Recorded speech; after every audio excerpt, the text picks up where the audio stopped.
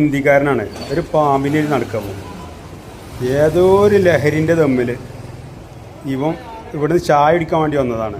ഇവിടുന്ന് ഒരാൾക്ക് സാധനം എടുത്ത് കാണിച്ചു കൊടുത്ത് അങ്ങനെ ഇവൻ പോക്കറ്റിട്ട് നടക്കുകയാണ്.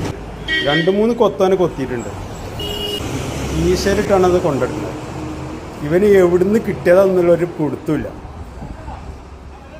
ആരൊന്നും പറഞ്ഞിട്ട് കേൾക്കില്ല. ഇവനതാ കീശയിലുണ്ട് പക്ഷേ കീശന്ന് എടുക്കില്ല.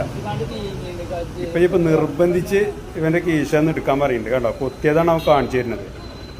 അവൻ്റെ കയ്യിൽ നിന്ന് 2-3 കൊത്ത് കീശ കൈയിട്ടപ്പോൾ തന്നെ കൊത്തിയിട്ടുണ്ട്. എവിടുന്ന് ഇതിന് കിട്ടിയതറിയില്ല. അണലി എന്തൊരു സാധനമാണ് സംഭവം. എന്നിട്ടിപ്പോൾ എടുത്ത് കാണിക്കണ്ട അതിനെ. ആ സാധനം നോക്കിക്കോട്ടെ, പോക്കറ്റിൽ നിന്നുണ്ടോ 2 കൊത്തിട്ട് 2-3 കൊത്തന്നെ കൊത്തിയിട്ടുണ്ട്. എന്നിട്ട് ഇവ കീശയിലിട്ട് കൊണ്ടുനടക്കുകയാണ്. ഏതോ ഒരു ലഹരി, കള്ളോ കഞ്ചാവോ ഏതാന്നുള്ള അറിയില്ല.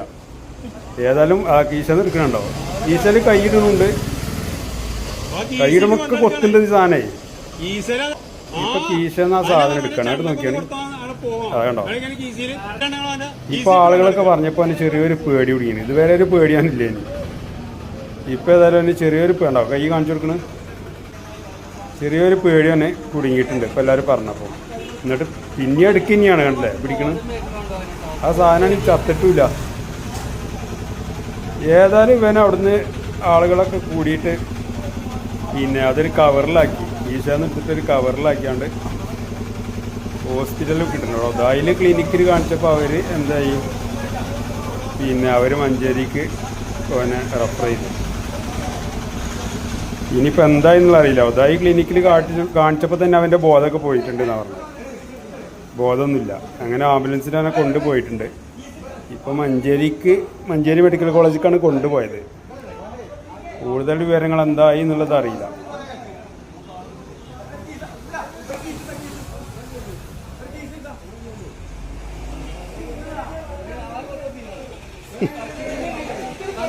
വേദന ഉണ്ട് ഇപ്പഴാ കടച്ചിട്ടുണ്ട്.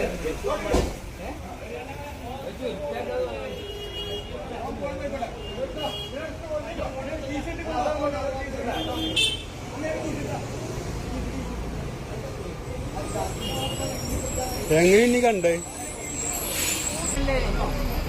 ഇപ്പോഴാണ് കേറുന്ന